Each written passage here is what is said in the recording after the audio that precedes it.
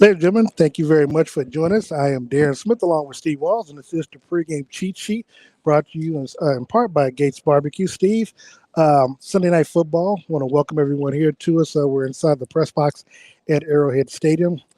Day of upsets so far today.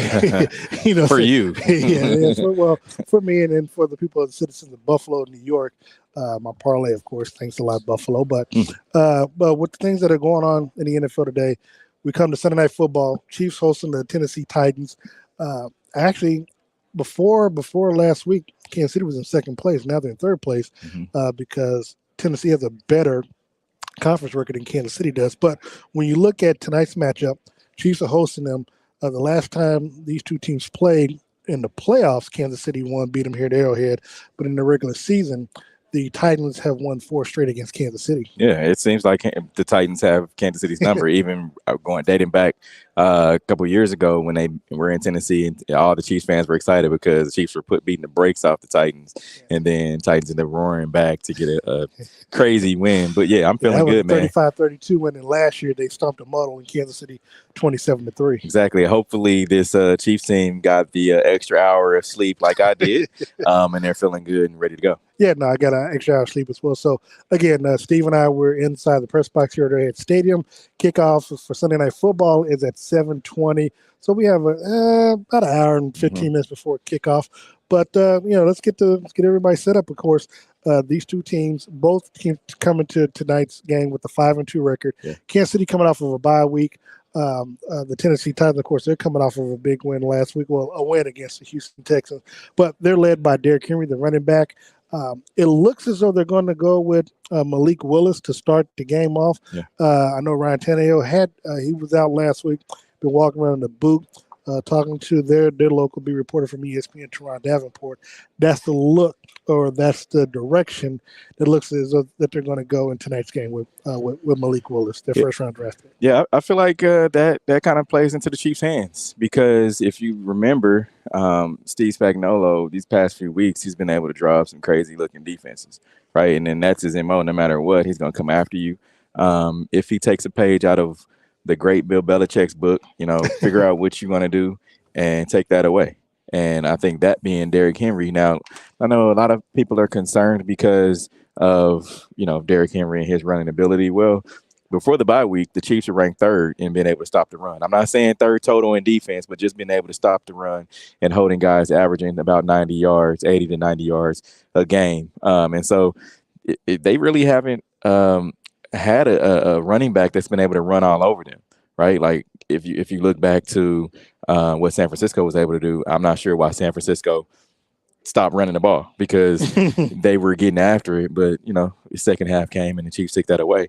Now, of course, since we're talking about defense, the Chiefs are ranked, high 20s, in the league when it comes to just total defense. And I think that's because they haven't been able to stop quarterbacks and passing the ball and so forth. So it's gonna be a heavyweight game today. One thing to look out for, of course, Kansas City acquired in a trade. We were doing a buy. This was during a buy. Kansas City acquired wide receiver Kadarius Toney from the New York Giants. He is going to make his debut tonight for Kansas City as well. Yeah, and people I tweet. I don't know if you saw my tweet. Oh, I did. Yeah, and people try to eat it up, and I'm like, defense, but I really didn't know nothing about the guy. The thing about it is he's fast. He not as fast as Tyreek Hill, so I don't want people to get that twisted. But look, if people didn't think that they were going to bring him in as a punt returner, right? You already have MVS. You have McCole, who had a great game last with 2 touchdowns. You have Juju Smith-Schuster. They're not going to take away from what they're able to do, right? They're not going to take touches away from them. So what better is to have a punt return, a guy that can get after it on punt return, and then the bonus on top of that is able to play wide receiver when he can. Wow. So people were like, oh, well, they're not going to waste a draft pick on a punt returner. No, they need a punt returner. Well, they definitely need one. I mean, obviously, you don't want to keep putting Sky Moore in that position to where, exactly. If the first time it didn't catch your attention and warn you, the second time should have been confirmation that might not be your punt returner for now or the future. And not only that, Dave Tobe has been known for his special teams coaching, being able to coach guys up on special teams. Yeah. And the Chiefs have always had some type, at least the past 5 years, have had a guy that's been electric on in that punt return unit, whether it's McCole or whether it's been Tyreek Hill, right? So you need somebody that's able to, if you're going to get a punt, be in good field position and being able to at least have a threat to where they're either going to punt it to him or they're not going to punt it to him. And then Kadarius Toney's resume would tell me that they're not going to punt it to him. One of the good things that Kansas City gets back in tonight's game is their rookie, first overall, the first round draft pick, and Trent McDuffie. He comes back tonight. I'm not sure he'll probably be in the starting lineup. I don't think Kansas so. City. Well, he may not, but he will return to the field tonight for Kansas City. They'll also be without Frank Clark in tonight's game because, of course, he's serving a 2-game suspension due to the gun charges that he faced back in the spring. Well, back in the spring. Yeah, and I was able to ask Carlos Dunlap, without Frank Clark, where does that put him as far as his reps? He didn't quite go into detail. He said Frank's a good guy, a great player, but he didn't say exactly how much he'll be playing. He said he would be ready tonight. Yeah, exactly. So I think that's going to up his reps, which he was also asked earlier this week. He's 2 sacks away from getting his 100 sack. And he said that was one of the things that he told his dad before he passed that he was going to do. So it means a lot to him. And I feel like he wants to be able to get those 100 sacks. And so you're going to see him go full tilt, and at least until he gets it. Well, I mean, you start thinking about it. You got a rookie. I mean, it's interesting because when you look at the matchup, look at tonight's game, Chiefs are 12.5, depending on where you find the line, 12.5, 13.5 point favorite against Tennessee. Now, one of the things that I've known about Kansas City, doesn't matter what the point spread is, if you're going to take the points, take it for the opposite team. Kansas City's not one that if a blowout happens, it just happens by osmosis. It's not like they go out and try to cover the point spread. Yeah. But when you look at a scenario like this and you look at how everything lines up for Kansas City, you got a rookie, you got a rookie quarterback that's possibly going to be starting his second NFL game. You got a team that has to rely heavily on the run game. Now, we do know Kansas City, one of the things that they love to do, they love to defer, take the ball in the second half. If Tennessee is to do anything, it is to jump up on Kansas City early, which they normally don't seem to have a problem doing.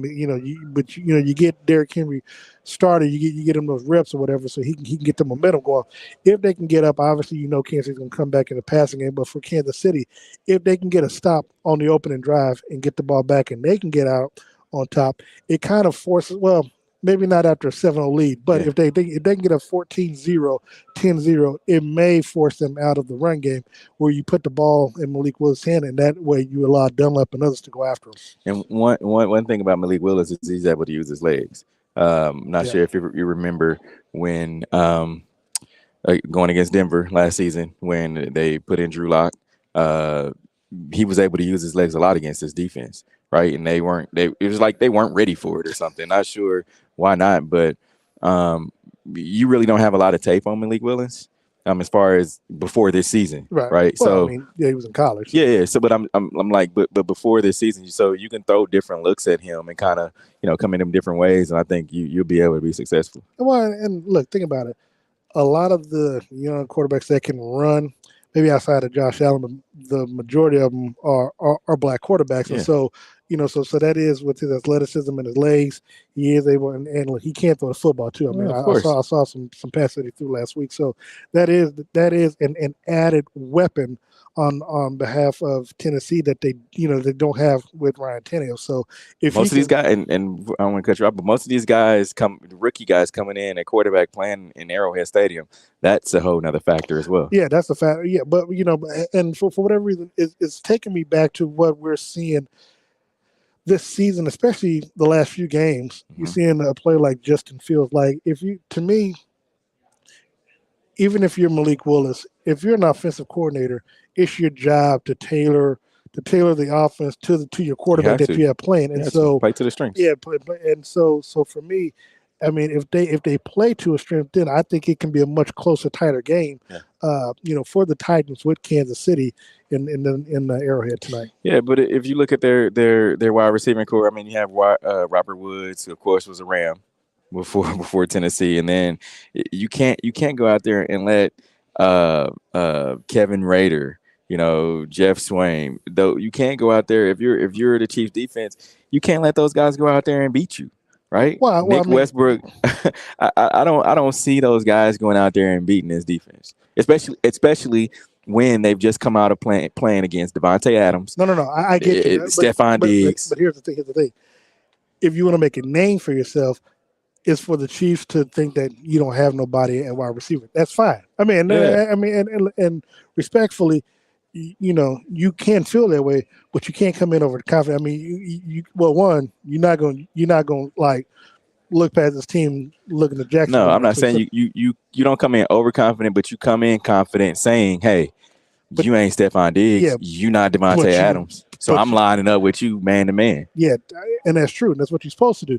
But if you're gonna do that, you got to make sure that you do your job. Oh, of course. You know what I'm saying? Of course. Sure, and look, one of the things that, and we saw during the preseason, we saw even in the opening game before he got hurt.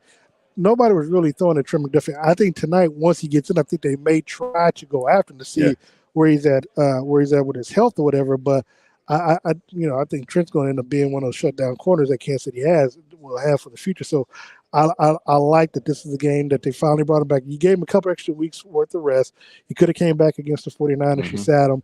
Then of course, he could have came back. Well, I don't know if he could have came back in Buffalo or not, but the fact that you got the additional couple of extra weeks of rest, I think is going to play dividends in tonight's game. And like you said, even though they don't have any name wide receivers outside of maybe Robert Woods, he's coming off an injury from last season with the Rams. So, again, it's all going to be up on Derrick Henry. But again, Derrick Henry is the type of guy that, I mean, he can rush for 200 yards and, But that's the Derrick Henry of 2019, 2018.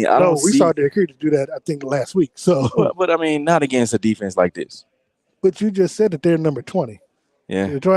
But not stopping the run though. Stopping the run there before the bye week, they were 3. Now they're 6 after the bye week. So I mean, stopping the run and just having total defense, I think that's a different thing. And I think now, if Tennessee had a top wide receiver, then it'd be a much different story. Yeah. But they don't. So I think you put all your eggs in that basket of stopping the run, which is what they did back in 2019. Flipping to the other side right quick, one thing that Tennessee is known for is their defense. Mike Vrabel, head coach, three-time Super Bowl winner with the they're ranked number 2 defense too. New England Patriots. And so again, they're not just but this is the thing that I love about Tennessee. Tennessee is kind of like the old Pittsburgh Steelers. They're a run-first football team. You can run the football, hard-nosed defense. That's how they're 5-2. So, looking at what they can do defensively. Again, you said they're the number 2 defense overall, right? So obviously Patrick behind San Francisco. And Patrick. Now we saw what Kansas City did against San Francisco. Well, how does Kansas City come back with it? Because even though San Francisco had their defense, I still think that the Tennessee Titans are going to be much more physical than what San Francisco was. I mean, you got to figure out what they're looking for. Like I would say, if I'm Mike Vrabel, what does Patrick do best? Throw the football, get out of the pocket. Throw the football. Do I blitz or do I not? Do I sit back? So that's the task I think that they're at with him. But then again, Kansas City's running game hasn't been there. So you sit back. What had Tennessee shown on film back in the Super Bowl? Play cover 2 and let the running back beat us. If I'm Tennessee, I'm going after Orlando Brown. I mean, because no. I mean, you got to look at. I mean, because he's been inconsistent in his pass protection. So again. The idea is to keep Patrick home and keep him, within the tackles. Now, if they're able to open up and he can skip through, go through, okay, you take your chances. But I think the best way to go after Patrick is to attack his tackles. I mean, you're not going to really attack him from Trey Smith, Creed Humphrey, and Joe Thuney. I mean, to be honest, the weak link is Kansas City's tackles. And then if I'm Vrabel, that's where I'm attacking to get after Patrick to try to knock him off. And when you look at their defense, I mean, they're not to me, just looking at on paper, they're not San Francisco. They're not the Chargers. They have to be. They don't have that household. They're smart, but they play smart. Other than Bud Dupree, there's no household name on that defense. But see, that's that's the flip side though. That's a good thing because that means it's a whole team concept. You know what I'm saying? So everybody's playing their position, everybody's playing their role, they're doing their job. Again, if they're number 2 in the league in defense, they're doing something right. And again, it doesn't have to be about whether or not oh, this is an all pro, all look, as long as what Mike Vrabel is spitting and they're catching and pause, Yeah, but they're doing what they're supposed to do. I mean, look, they have a good chance. I mean, they have a good chance any because understand they've had Kansas City's number for a number of years of now, course, of and look, course. and Kansas City beat them when it mattered the most, but right about now, especially with only one bye in the playoffs, every win counts. And mind you, now it last year's game was a turning point for Kansas City when they got beat 27-3. I think they were trailing at the half. By the same, it might have been 24-3, but they were trailing at the half, and I Yeah, can't remember in the second half. It might have been a field goal for Tennessee, or that was the final score 27-3. But the defense came on in the second half, and then that's when Kansas City won.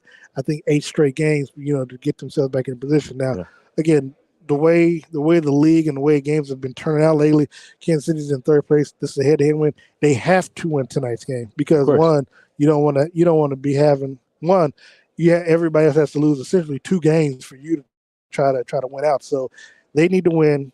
And looking at the scenario what took place today, Buffalo has to win another game. I mean, they have to lose another game for Kansas City to jump them. Yeah, and also you didn't mention the Chargers. The Chargers won today too. So Well, the you, Chargers lost last week when they should have won. yeah, So but I mean they're yeah, still right there. yeah, Yeah, they're still. I mean, you want to be able to separate yourself even more, not only just in the AFC, but yeah. the AFC in your At own least they're a division. game ahead of Yeah, them. Yeah. exactly, exactly. But I think this is a game where Andy has to show. I mean, Andy has to show up, right? Like this has to be a game where Andy's the much better coach than Mike Vrabel is as a coach, right? Well, look, we praise him a lot Yeah, coming out of a bye. I think he's 20-3 coming out of a bye. yeah. So And not only that, but you remember um, this Tennessee team has beaten the Chiefs in Arrowhead. yeah. It They was a they while back. Yeah, I think it was 2016 when they did that. yeah, they beat You the were here Chiefs for in that game. Arrowhead. So I mean, Yeah, it's December. it's not it's December. not that like the Titans are exempt from winning in the stadium, but like I said, you have a rookie quarterback trying to come into a hostile stadium. Hmm. Now there wasn't much said. I mean, you remember Joe Burrow, well, Arrowhead Stadium, it's not louder than LSU, right? But so I think Chiefs fans they're going to get hyped when they see this Tennessee offense come out on the field, especially going up against Derrick Henry. Yeah, I mean, I think the biggest thing is, obviously Sunday Night Football, got the cameras, got the lights, and, Yeah. everybody. Of course, we got the halftime retirement of Kimball Anderson's number and his name dropping Hmm. from the Ring of Honor. Of course, we'll, probably talk with him at halftime. But no, I mean, this does have a big game feel. This is an important game. Now, it's funny, when we looked at the game earlier the schedule, especially how Tennessee probably start the season off. We didn't think it was going to be that big of a game Sunday Yeah, Night of Football. course. But now, I mean, you're seeing this is the top two of the 3 teams in the AFC. It's all about playoff. Literally, because of the bye and coming out of it, everything now is building towards, as you get towards the end of the season, towards the playoffs and trying to make sure seed-wise that you can do whatever it takes to get that number 1 seed. And if you look ahead, which I've done, this is a season where on the tail end of the season, I mean, you have Denver twice, you still play the Chargers, you play the Raiders. So this is a season where you could possibly win out. Like if you do everything that you do, you're not playing the Buffaloes, you're not playing the other team. But Well, you're not playing let's. you're not I playing mean, you those got teams. Seattle though. Well, I mean, yeah, but you're not Seattle playing good. those top tier teams Yeah. that you've seen on the front end of your schedule. So just and I always like to say it, but just looking on paper, these are games that you should really win. I mean, you're the big brother to all these teams. Look on paper though. Yeah, I mean, They should have beat the coach too. yeah, It's all right. and yet and still, that's the Chiefs kind of beating themselves. Like they won't say it, but again, they shot themselves in the foot. First play of the game, or first punt in the game. I'm sorry, where before the Chiefs could even touch the ball, it was fumble, and that kind of created. We talked about it, that domino effect where nothing went right the remaining of the game. So I just think, and they've learned from that too. Let's take a quick timeout. We'll come back in about 30 seconds. I want to look more at the offense, talk about what we expect offensively from Patrick Mahomes and building what they can do off of the win in San Francisco, especially with Isaiah Pacheco now starting in the backfield. We'll be back after this. Football fans, you can't spell gate without Gates, and great tailgates start with Gates sauces and seasonings. Named synonymous with mouth-watering tailgates. When you make your list of tailgate essentials, add Gates sauces and seasonings to that list. Spice up your tailgate experience with that unmistakable great taste. Available in 4 tantalizing flavors. Classic, sweet and mild, mild and hot. Find it at your local grocer, and if you don't see it, ask for it. Visit GatesBarbecue.com to purchase any of the great sauces and seasonings. Great tailgates start with Gates.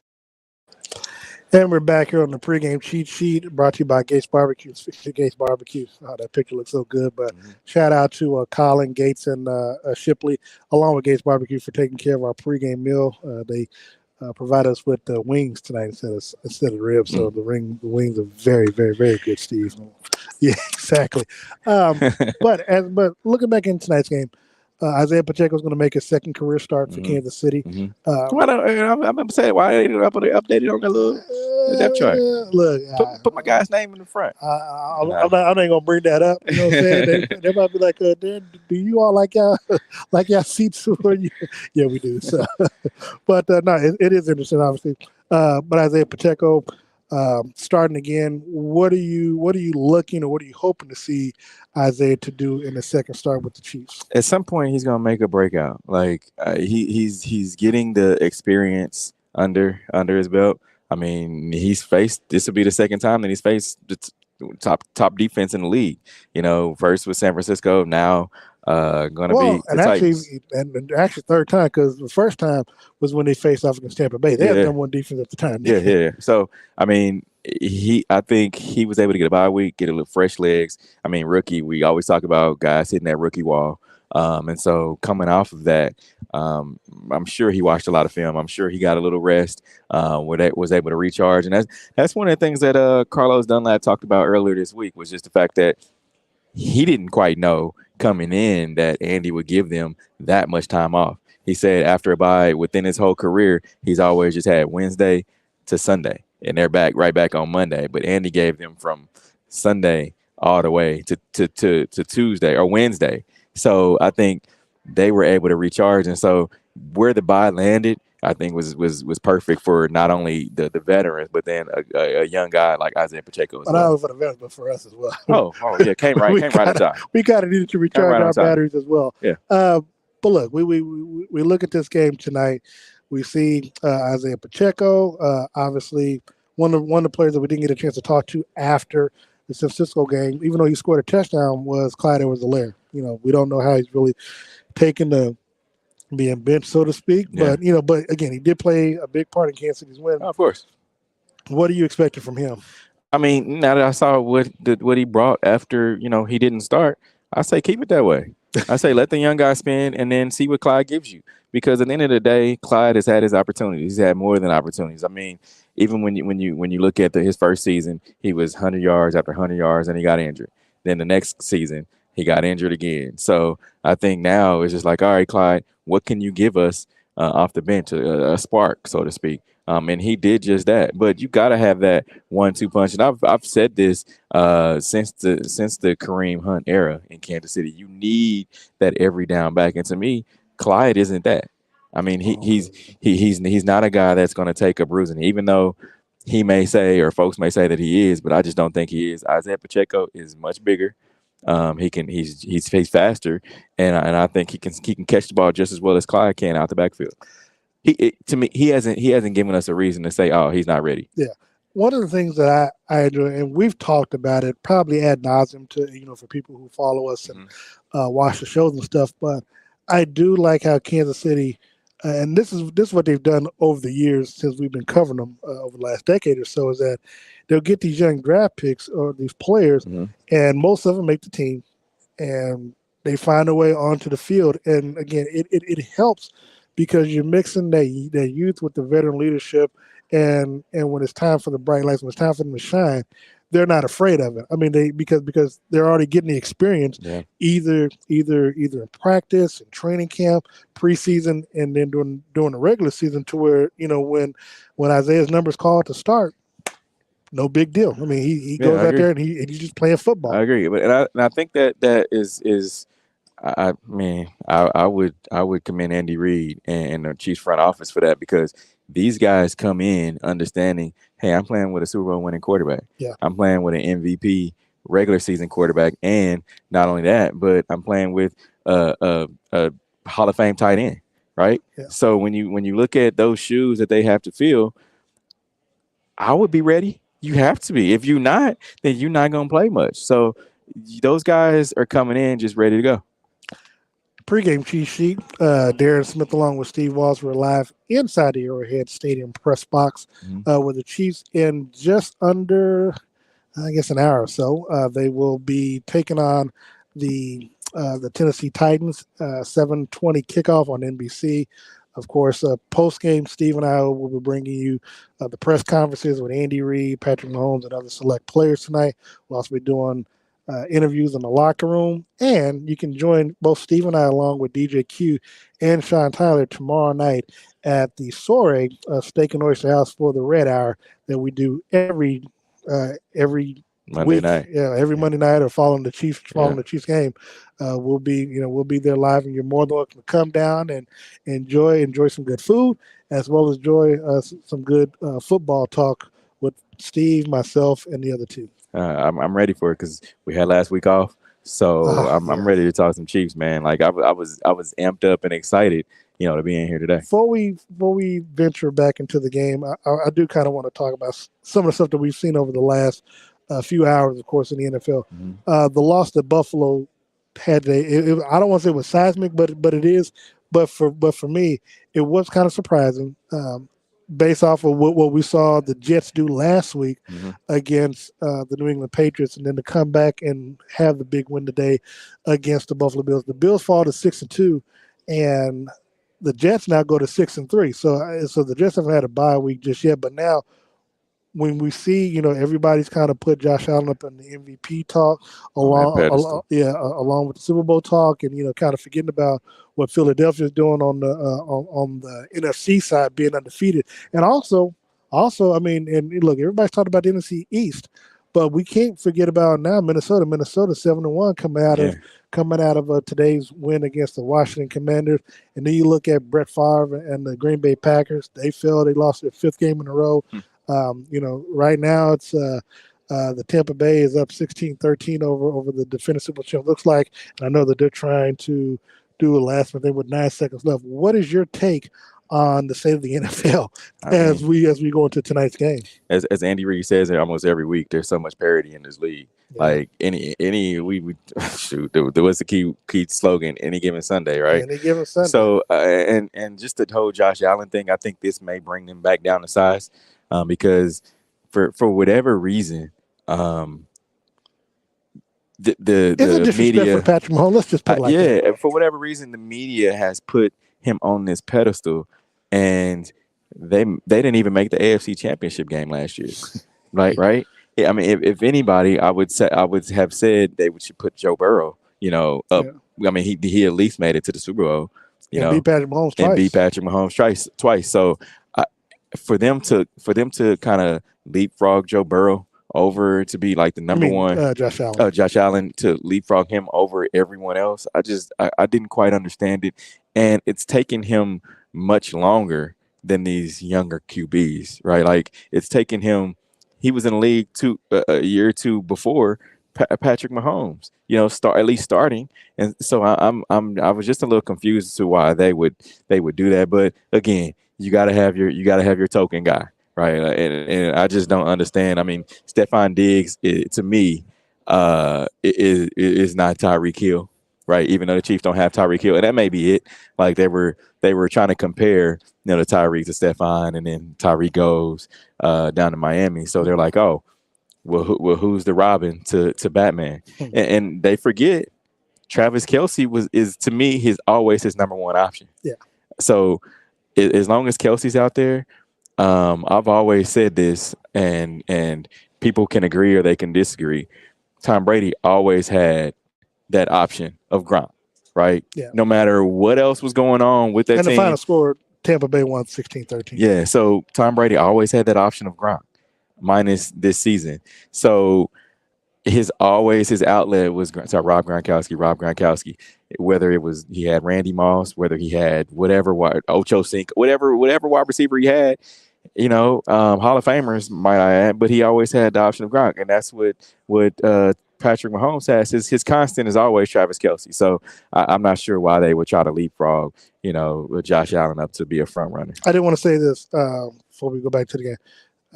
Got to credit due. Look, for whatever heat he took when he talked about Tua Tagovailoa being a better or more accurate quarterback than Patrick. He wasn't lying, because I mean technically he was the most accurate quarterback in college football history, and he transferred that. But also he played with speedy wide receivers, so I always felt like he could play with Tyreek because he had a Devontae Smith, he had a Waddle, he had the other wide receivers that were at Alabama. We saw what look, when he plays the full 4 quarters, they're undefeated. They're 6-3 now. Tyreek Hill had another monster day today, 143 yards receiving. He's the first. He has gained with his total today. He's gained the most yards in a 9-game season for any wide receiver. So, for all the flack that he took from Chiefs Kingdom, everything he said thus far has turned into fruition. But that's Tyreek, though. He's the game changer. It ain't Tua. Like I think I get it, but I mean, you could throw Tyreek with any team in the league. You could throw him with any team in the league, and I think he would flourish, right? He's just a game. He's a once in a lifetime talent. So him just going to Miami made it that much smoother transition, because you had a quarterback who's used to playing with speed. So I mean, it ain't Tua. He could be out there with anybody, really. Tua still got to get in the ball, though. Yeah. This is the pregame cheat sheet live inside Arrowhead Stadium. Darren Smith along with Steve Walsh. Next week we'll starting at 11 a.m. One of the few times it's early. We got a noon game here against the Jacksonville Jaguars, and look, they're coming off of a big comeback from behind win. Everything's relative, but a big come from behind win today against the Las Vegas Raiders. So that's going to be the Chiefs' next opponent next week, and we'll talk more about that during the Red Hour tomorrow night. But Steve, going back into tonight's game, X factor for the Titans if they're to beat Kansas City tonight. I think it's going to have to be Malik Willis. No matter what, Derrick Henry's going to be Derrick Henry. But I think if Malik Willis is able to play well, they won't have to rely on the running game. Because that's the Chiefs right now. I mean, looking at this defense as a whole, that's the Chiefs' strength. Is being able to stop the run. They're going to key in on Derrick Henry. So you got to be able to look elsewhere other than trying to have your running back do it all. You're going to have to go against these. I mean, let's look at it. The Chiefs have young cornerbacks. Other than their back end, which is Justin Reed and also Juan Thornhill. Everybody else is young when you look at L'Jarius Sneed, Trent McDuffie, and Joshua Williams and those guys. So I think Malik Willis is going to have to figure out how to get his wide receivers the ball. So he's going to be the X factor. X factor for the Chiefs in your. Well, hold on. Before you go, my X factor. Think it's going to be the offensive line. I mean, for me, for Tennessee. How will they defend? You don't have Frank Clark in there, so how do you take advantage of his side? Do you respect Dunlap enough that you're not going to attack him? Are you going to go after Chris Jones? I mean, what is that offensive line going to be able to do as it relates to protecting Malik, but also trying to open up holes for Derrick Henry to get through to try to eat up the Chiefs defense and extend the chains? For me, that's my X factor when it comes to Tennessee. For the Chiefs, who's your X factor? I think it's going to be Isaiah Pacheco. Look, we know what Mike Vrabel's going to do. He's going to try to take away what Patrick does best. Said it earlier. He's going to try to take away the MVS, the Juju Smith-Schuster. You're not going to beat us with those under routes. Mecole Hardman's not going to beat us. So it's going to have to be Isaiah Pacheco that's able to get the ball and run it down their throats. Now, we haven't seen the Chiefs' offense, cause havoc. I mean, the offensive line caused havoc, like in the past. We haven't seen those guys, make those crazy blocks, pancake blocks. Yeah. We haven't seen that. So I think he's going to have to be able to find the hole, hit it, and go. Catch the ball, something out of the backfield, whether it's a screen or whatever, and make something happen. He's going to have to have a 2-touchdown day, I think, for the Chiefs to be successful. Before I get to my X factor for Kansas City, I do want to say, coming out of that game, I think that was offensively the most complete game that we saw Kansas City play a couple of weeks ago against it. Now, granted, they had a big game against the 49ers, but but you look at their offensive weaponry. First time really, both MVS and Juju both over 100 yards. Mm-hmm. Travis was 2 yards away from a 100-yard game. McCole Hardman 2 touchdowns in that game. I mean, it was 3 touchdowns in that game. So, I mean, this is the most explosive that we saw. This starting offense that we saw in Kansas City thus far this season without obviously Tyreek Hill or someone. So, can they duplicate that? Can they continue to play that type of?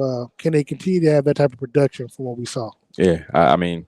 Oh, I'm saying no. That's the question to you. That's yeah. I agree. Yeah, I think that's them having that production if they can. Look, that's one game out of the 5 other games before the bye week. It's going to be someone different every week. We've heard them say that. We've seen it with our own eyes. I mean, we've seen MVS have a crazy week. We've seen Juju.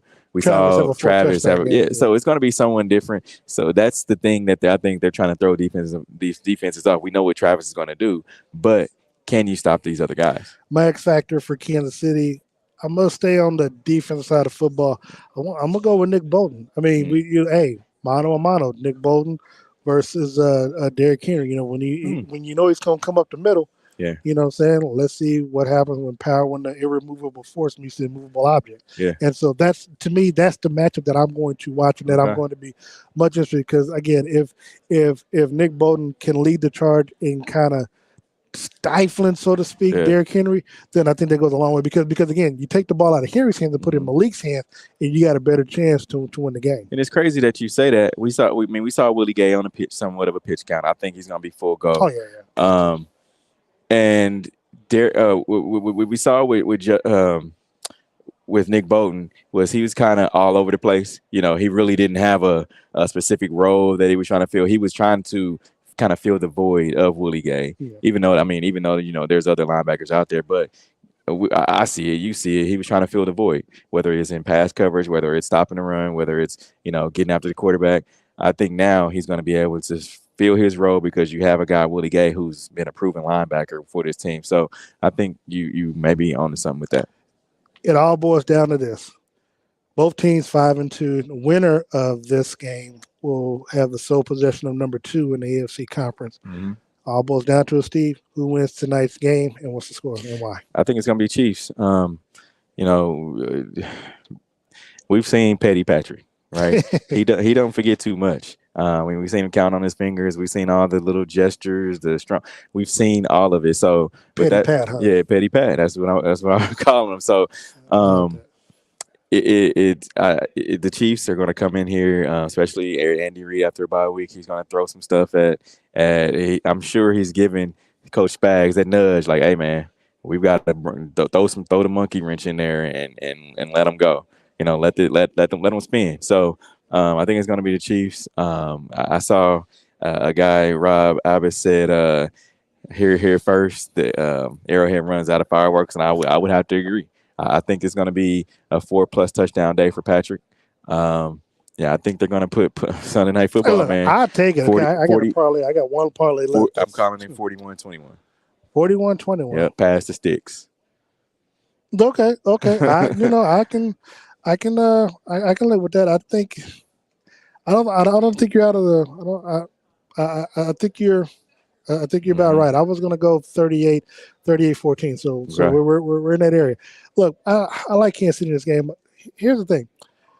Playing on Sunday night, especially when you see how the rest of the games turn out today, one of the things that Kansas City, they're able to do somehow, some way, we're not in the locker room before the game to kind of get a gist of what Andy Reid is saying pregame to these players.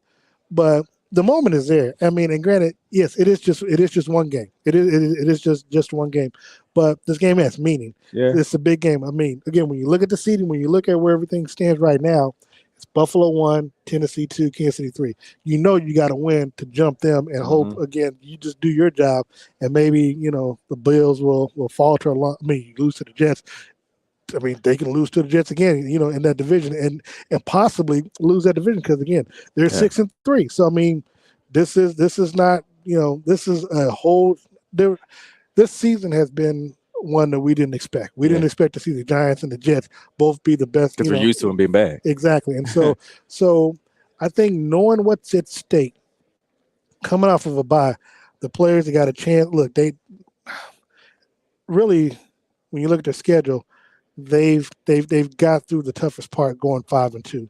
Granted, we feel like they should probably never know, but Yeah. 5-2 with what you have in. Now the thing is, it technically really doesn't get easy because, I mean, you see that you've got the Jags next week. You saw what they did today. They came from behind. They were down, I think 17-0, 7. So they were down and came from behind to beat and hold off the Las Vegas Raiders. So they can come in, on a team that, because again, they had a 2-touchdown lead, so they got the defense to come back and beat a team. And then the following week, you've got to go out to LA and beat the Chargers so you can sweep them and again further have a leg up in the division before you come back home and face the other LA team. Yeah.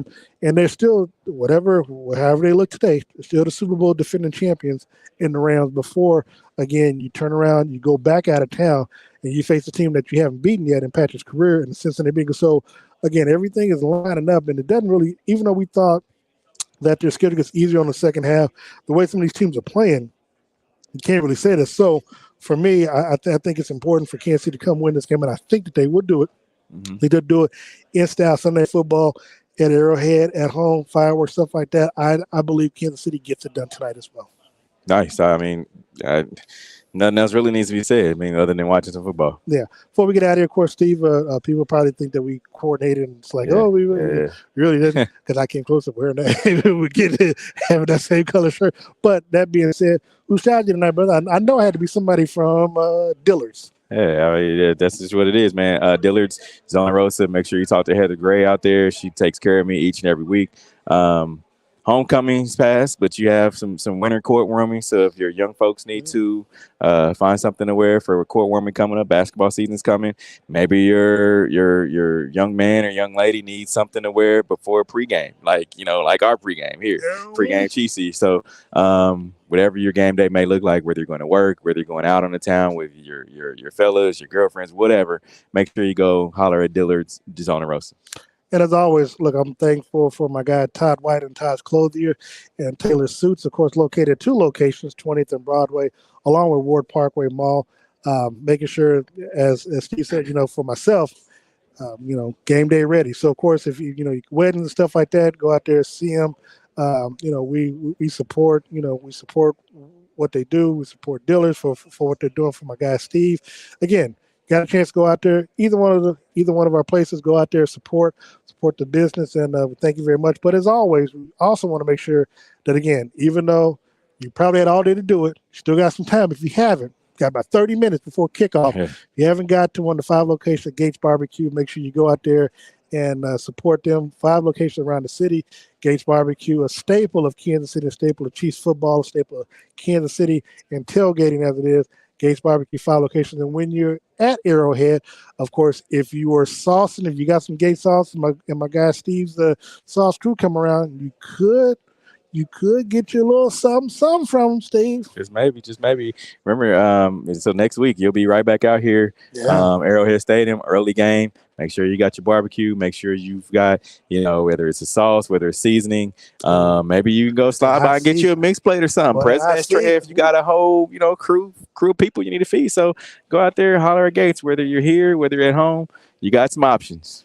And as always, follow Steve at Steve Walls KC. Follow me at Darren Smith WHB.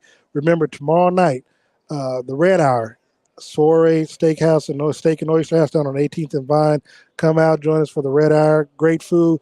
Monday Night Football. Baltimore Ravens taking on the New Orleans Saints. We'll talk Chiefs football from 6:30, 7:30, and turn around and watch some football. Join Steve, myself, Sean Tyler, along with DJ Q. As well as following tonight's game, we'll have a post-game show down on the field after the game. And, again, we'll bring you the presser with Patrick Mahomes and as well as Andy Reid and whoever else has a good game for Kansas City. So, for Steve Walls, I am Darren Smith. Thank you so very much for tuning into the pregame cheat sheet. We'll see you all next Sunday. Football fans, you can't spell gate without Gates, and great tailgates start with Gates sauces and seasonings. Named synonymous with mouth-watering tailgates. When you make your list of tailgate essentials, add Gates sauces and seasonings to that list. Spice up your tailgate experience with that unmistakable great taste. Available in 4 tantalizing flavors. Classic, sweet and mild, mild and hot. Find it at your local grocer, and if you don't see it, ask for it. Visit GatesBarbecue.com to purchase any of the great sauces and seasonings. Great tailgates start with Gates.